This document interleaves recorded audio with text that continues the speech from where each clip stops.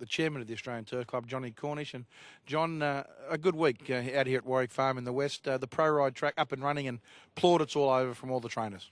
Yeah, thanks, Richard. It deserves those plaudits. I've seen virtually every track in Australia and many around the world, and on face value, this is the best I've seen. Peter Snowden gave us a huge rap saying that everything was done right from day one, and it's all about getting the right funding and then getting the right track. Yeah, these tracks can be pretty tricky if you don't put them down right, and really it's to do with the drainage. It's all to do with the drainage. But this is space age stuff they're using on here for the first time in the world. So it's just they've kept improving these pro ride tracks, and maybe they'll keep improving them as well. But this is as good as it gets in the world. Johnny, it wasn't that many years ago. What went wrong? We stood out here, and the club before you come along, but they spent millions of dollars building a similar track, and it failed. Yeah, I think if I'm being truthful about it, Richie, the problem they had is they had a certain amount of money from World Youth Day that needed to be spent out here, because you will both will remember, never forget, I guess, the horses that got transferred out here, hundreds and hundreds, thousands of them probably.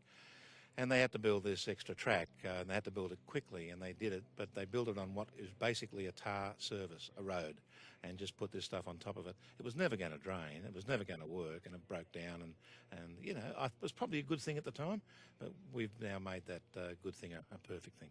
And this has obviously cost a lot more money than that, but Peter Snowden said the drainage is just unbelievable. Well, as I said, that's the key to it. So what we went in and did was take all the surface off it and cut drains in every few feet. And so now as this stuff, as it rains on it, it drops down to the bottom, and you can stand on the other side of it and see the water pouring out like a downpipe.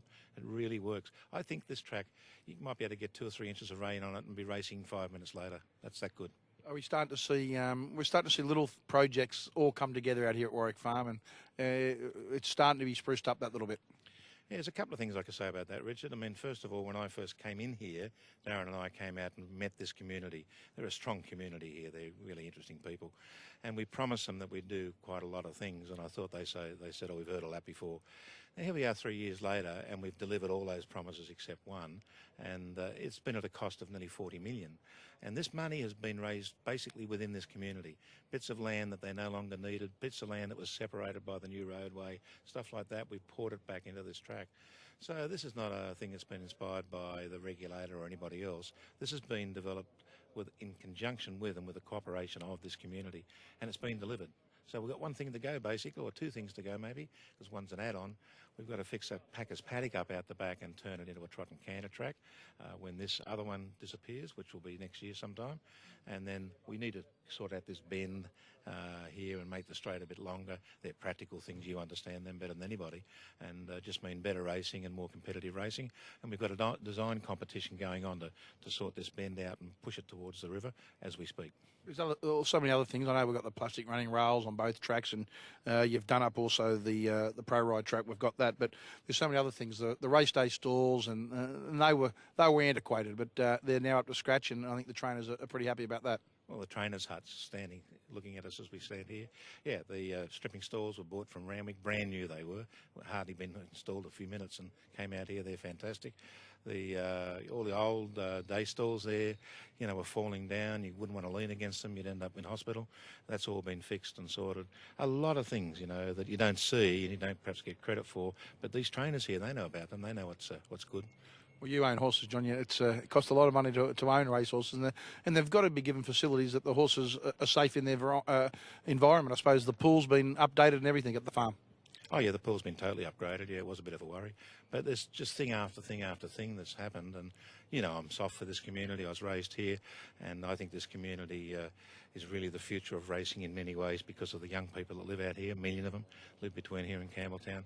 So we've got to keep looking after them, because in 10 years' time, they'll look after us. The confidence from the community, and that's something you got to keep working on. You're getting the confidence back from the local community.